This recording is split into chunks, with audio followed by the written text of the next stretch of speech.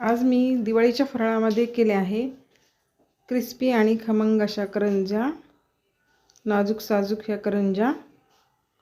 सुरुवातीला मी घेतला आहे रवा इथे पाव किलो, तो चांगला भाजून घेते सारण्यासाठी। तो थोडासा चांगला लालसर भाजून घ्यायचा। त्यामध्ये जेवढा आपण पाव किलो रवा घेतला तेवढीच साखर घ्यायची आहे, पाव किलो।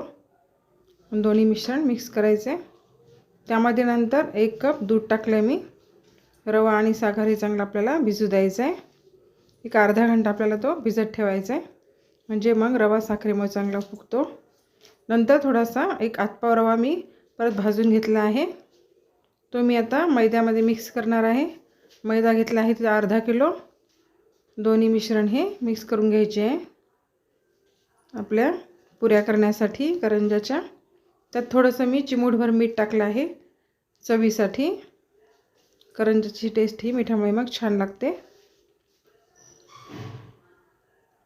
हे आता मिश्रण सगळे मिक्स करून याचे चांगले आपण घट्ट पीठ भिजून घ्यायचे आणि हे पीठ एक 15-20 मिनिटं भिजू घालायचे। त्यानंतर त्याच्या छोट्या छोट्या पुऱ्या लाटून घ्यायच्या अशा प्रकारे।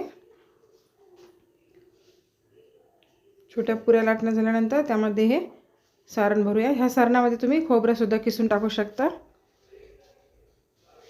त्यामुळे आणखीन करंजी छान लागते। अशा प्रकारे सारण भरून करंजी दाबून घ्यायची आहे। चमच्याने याला त्याचे काठ काढून घेते करंजीचे। ह्या अशा करंज्या तयार झाल्या मस्त। ते आता आपल्याला गॅसवर थोड्याशा सुरुवातीला मंद आचेवर तळून घ्यायच्या, नंतर मग थोडासा गॅस फुल करून मग छान तळायच्या।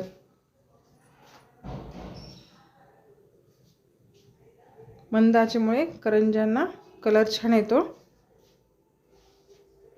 थोडासा व्हाईट आणि थोडासा ब्राऊन। अशा प्रकारे कुरकुरीत करंज्या या तयार झाल्या।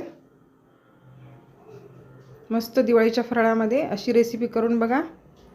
आवडली तर लाईक करा, शेअर करा आणि कमेंट करा। धन्यवाद।